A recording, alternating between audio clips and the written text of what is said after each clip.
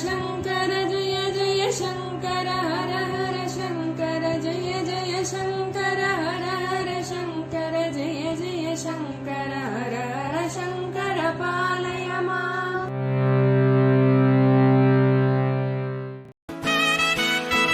Mahasankara matrimony மிகவும் மேம்படுத்தப்பட்ட online திருமணப்பதிவு இணையதளம்.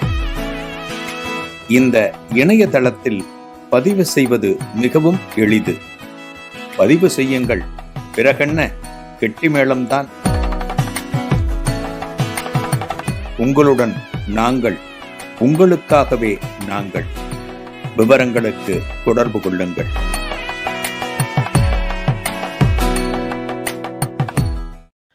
ஸ்ரீ குருபியோ நமக.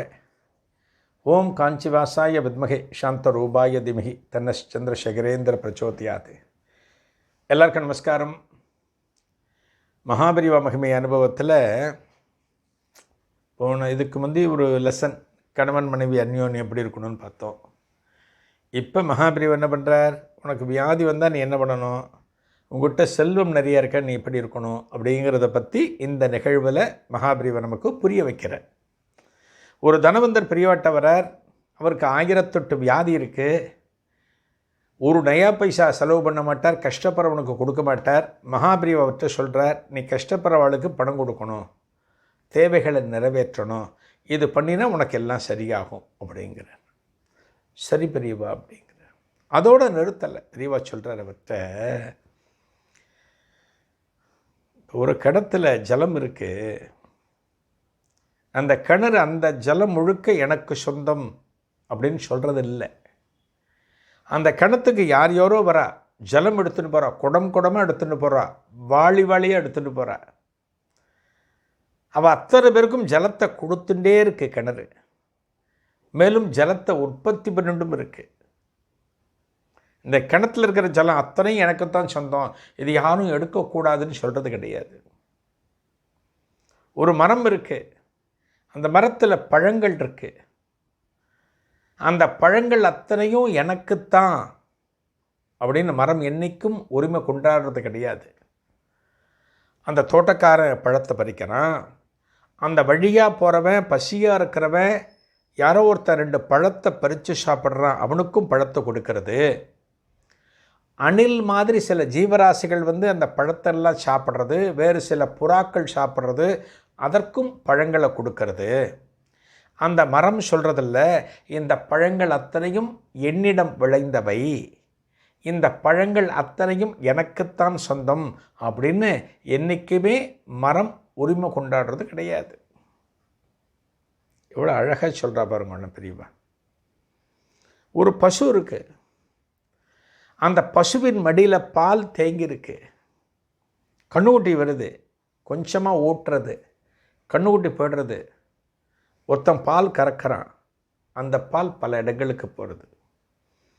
அந்த பசு சொல்லலாம் இல்லையா, இந்த பால் அத்தனையும் என்னுடைய மடியில் இருக்குது, இந்த பாலை நீ எடுத்துன்னு போகக்கூடாது அப்படின்னு பசு சொல்கிறது கிடையாது. ஒரு தாவரத்திட்டது நம்ம எவ்வளவோ கற்றுக்குறோம். எத்தனையோ பூக்களை கொடுக்கறது, எத்தனையோ காய்களை கொடுக்கறது, இதெல்லாம் மகாபிரிவா சொல்கிறது. ஒரு தாவரத்திற்கு இருக்கக்கூடிய அறிவு, ஒரு மிருகத்திற்கு இருக்கக்கூடிய அறிவு மனிதனுக்கு இருக்கிறதில்ல. பழங்கள் அத்தனையும் யார் வேணாலும் எடுத்துக்கலான்னு மரம் சொல்கிறது.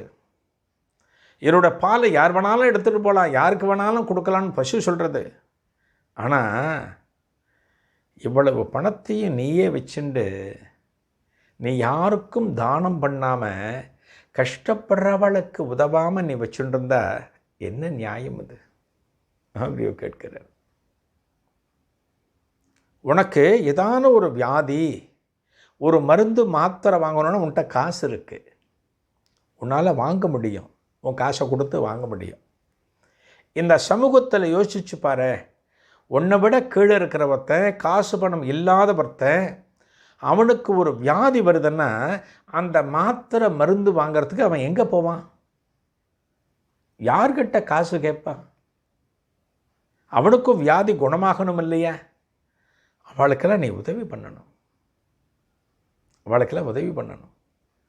இதெல்லாம் நீ பண்ண ஆரம்பிச்சுட்ட அப்படின்னா எல்லாமே சரியாயிடும் மகாபெரிவா சொல்கிறார். அப்போ தான் புரியறது, இந்த தனவந்தருக்கு புரியறது. எல்லாத்தையும் கேட்டு கண்களில் ஜலத்தோட பெரியவாளை பார்த்து சொல்கிறார், பெரியவா எல்லாம் நான் பண்ணுறேன் பெரியவா. பெரியவா சொல்கிறார், இது மட்டுமல்ல, உங்கள்கிட்ட இருக்கிற காசுக்கு உன மாதிரி பல பேர் இருப்பா. அவளாம் என்ன பண்ணணும், இது மட்டும் கூடாது, ஒரு கோவில் திருப்படியாக அங்கே கொடுக்கணும். ஒரு ஊரில் குளம் வெட்டுறாளா, ஒரு ஊரில் ஜலத்துக்காக கிணறு வெட்டுறாளா, அங்கே காசு கொடுக்கணும். உன்னால் ஆனதை கொடுக்கணும். அங்கே ஒரு இடத்துல அன்னதானம் பண்ணுற, அந்த இடத்துல நீ கொடுக்கலாம், உன்னோட செல்வத்தை கொடுக்கலாம். ஒரு நல்ல காரியத்தில் இந்த பணத்தை நீ செலவிட ஆரம்பித்த, ஒரு கோவில் கட்டுற, கோவிலில் குளம் கட்டுறது, ஒரு மக்கள் குடிப்பதற்கு ஒரு கிணறு வெட்டுறது, அன்னதானம் செய்கிறது, ஒரு ஆலயத்தினுடைய திருப்பணி, இதுக்கெல்லாம் நீ பணம் செலவு பண்ணு அப்படின்னா உனக்கு எந்த கச்சலும் எந்த நோய் எதுவுமே வராது. மகாபெரிவா சொல்கிறார்.